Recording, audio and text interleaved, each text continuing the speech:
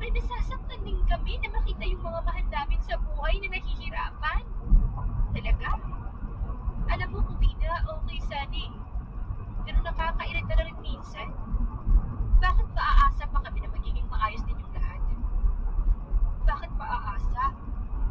Lalo na yung mga matatanda. Nagagaling? Wala namang silbi yung buhay eh.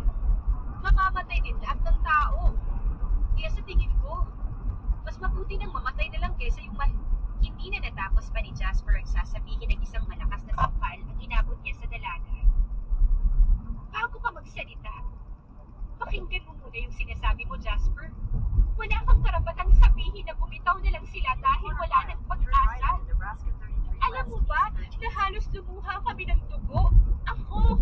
Para bumalik si Lola, para dumating yung oras na makakangiti siya ng walang dinadalang masakit. Masama bang umasa na humaba pa ng kahit kaunti ang buhay ng mga matatanda? Wala akong alam, Jasper. Huwag kang magsalita ng ganyan, lalong-lalo na sa harapan ko. Umiiyak na sambit ni Kuwina sa binata. Hindi na niya nagawa pang makapagsalita muli at tuluyan ng lumabas ng kwarto nito. Naiwan namang tulala si Jasper. Nakatingin sa kanya, nakakuyong nakamao habang tila'y lutang sa sariling pag-iisip.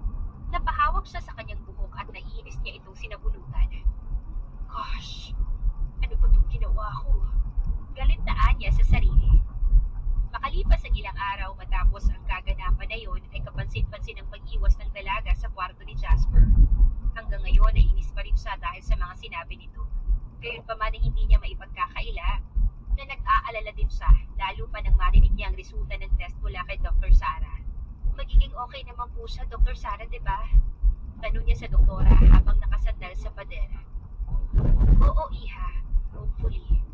Pero sa oras na hindi namin maagapan ay baka magpa-transplant siya sa ibang bansa. Maghahanap kami ng mga donor doon. At may nakita naman kami. Sa ngayon ay under observation pa siya. Dapat ang una man si Kubina. Nararamdaman niya ang lungkot sa boses ng doktora. Yung lola mo pala, kumusta? Hindi si Kubina. Ayos na po siya, Dok. Hanggang ngayon hindi pa rin po kami makapaniwala na cancer-free na po si Lola. Kahit kanina, umiiyak pa rin po si Lola sa tuwa. Nakangiting kwento niya dito. Maging ang doktora ay halos maluha dahil dito. I'm so happy for you, Iha. Alagaan mo ang lola mo, ha? Thank you din po, Doktora Sarah. Kung hindi dahil sa inyo, hindi magiging matagumpay yung lahat ng test ni Lola. Wika ng dalaga dito. Napangiti naman ang doktora sa kanya. Sa kabilang banda naman ay hindi magawa ni Jasper kung magkapi sa dalaga. Kadalasan ay tinatanong niya ang mga nurse kung nakita ba ng mga ito ang dalaga.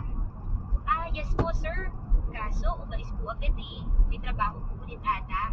Sagot ng isa sa mga ito. Napayuko naman ang binata. Pakiramdam niya ay may kulang sa kanya. Hinahapunan ay dumaan naman ang kanyang ina sa kanyang silid. Anak, nito sa kanya. Mom, kumusta ka? Sabi ng mga nurse ay okay ka naman daw at iniinom mo na yung mga gamot mo. Pero gusto kong personal kang tignan. Kumusta ka na? Anya ng ina tsaka naupo sa katapat ng upuan. Napayuko na lamang ang binata. Mahahalata dito ang lungkot sa mga mata nito. Mom, I missed her. I missed Kuwina. Wala na ba siyang balak na bisitahin ako? Dahil ba sa masasakit ng mga nasabi ko?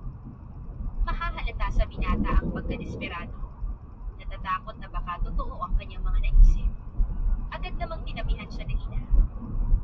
Anak, hindi naman sa ganoon. Malapit nang ma-discharge yung lola niya kaya mas lalo siyang dumodoble ng gayod. Alam mo naman si Kuwina, diba? Napahinto si Jasper at tumarap sa ina. Ibig sabihin, ma, magaling na si Lola Linda? Mababakas ang tuwa sa boses ng binata. Napangiti naman ang doktora. Yes, anak.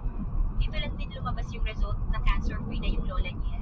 Labis nga silang natuwa, kaya halos lungkot na nga si Kuwina kakapasalamat din. Natatawang kwento ng ina. Hindi naman maiwasang matuwa ng binata dahil dito. Salamat sa Diyos. Tama siya. Tama si Kuwina. Walang imposible. Ako lang nung nag-iisip ng masama sa sarili ko. Mahinang anya sa sarili na tila ba'y napagtanto ang mga kamalian niya. Napangiti naman ang doktora nang makita ka na.